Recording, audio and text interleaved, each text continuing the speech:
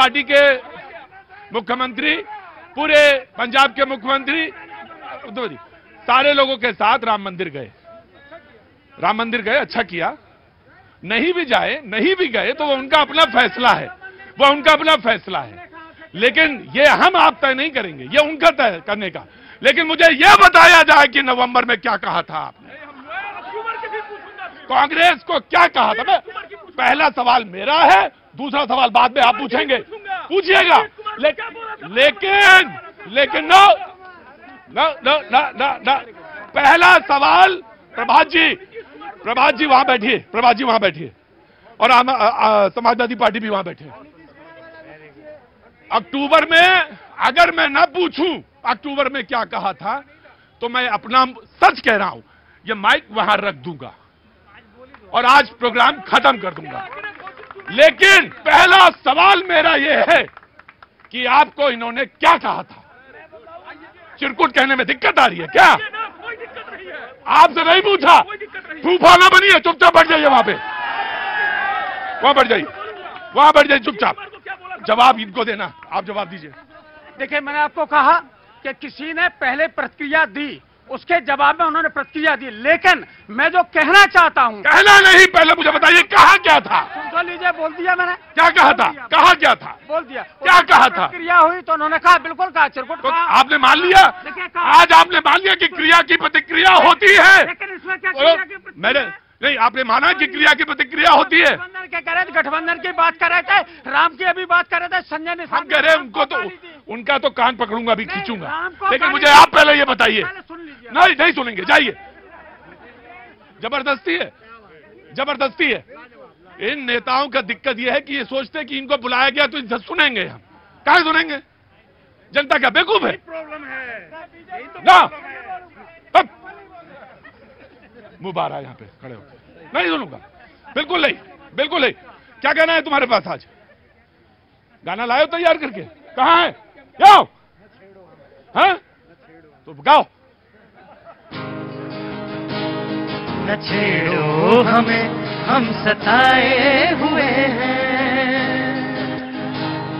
न छेड़ो हमें, हम सताए हुए हैं, बहुत जख्म सीने पे खाए हुए हैं, सितमगर हो तुम खूब पहचानते हैं, तुम्हारी अदाओं को हम जानते हैं, दगाबाज हो तुम सितम ढाने वाले, भरे बेमुहब्बत में उलझाने वाले, ये रंगी कहानी तुम्ही को मुबारक, तुम्हारी जवानी तुम्ही को मुबारक, हमारी तरफ से निगाहें हटा लो, हमारी तरफ से निगाहें हटा लो, हमें जिंदा रहने दो ऐ हुस्न वालों। हाँ? गाना लगा के सारे बदल दिया। बाबा जी पीछे बदल दिया, मैंने गेयर बदल दिया। कहीं और जा रहा था, कुछ और पूछ रहा था, लेकिन अब नहीं पूछूंगा, जरूरत नहीं पूछने की रही। मुझे मालूम है ज्यादा घिसूंगा तो फिर परेशानी हो जाएगी, है ना? क्या नाम है तुम्हारा? हाँ, मुन्ना, मिल्ली, अच्छा, वाह, ठीक है। हाँ जनाब, कहां से आए? डिबेट चेंज कर रहा हूं। डिबेट ना चेंज करो, सवाल वही अटका है। अभी क्या कहा था आप? बाबा जी ये मत करो, बाबा जी ये मत करो। हाँ जाओ, जाओ, निकल लो। हाँ ना, प्रभात जी बहुत काबिल बनने की जरूरत नहीं, डिबेट में यहाँ आए हो, चुपचाप कर रहा। मैं आज डिबेट करने दे दूंगा मैं जी।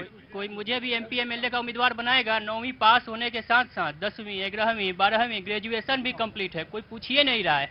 नेताजी के बेटवा होते या अर्थात लालू जी के बेटवा होते, 9वीं फेल होने के बावजूद 2 बार उप मुख्यमंत्री बन गए होते। मेरे पास न तो पापा का पार्टी है न पैसा, कौन बनाएगा उम्मीदवार? मैं चुनाव लड़ना चाहता हूं, मैं भी उप मुख्यमंत्री बनना चाहता हूं, सारी काबिलियत है मेरे पास। हैं? नहीं, वो नवी नहीं।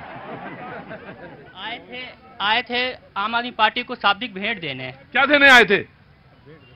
शराब पे 4 पंक्ति सुनाना है। अरे मैं तो समझ गया था कविता विविता लिखते हैं आप। क्या नाम है आपका? जेपी जयप्रकाश। अरे काहे के लिए बार बार आम आदमी पार्टी को, समाजवादी पार्टी को, कांग्रेस को नहीं कहना चाहिए बार बार?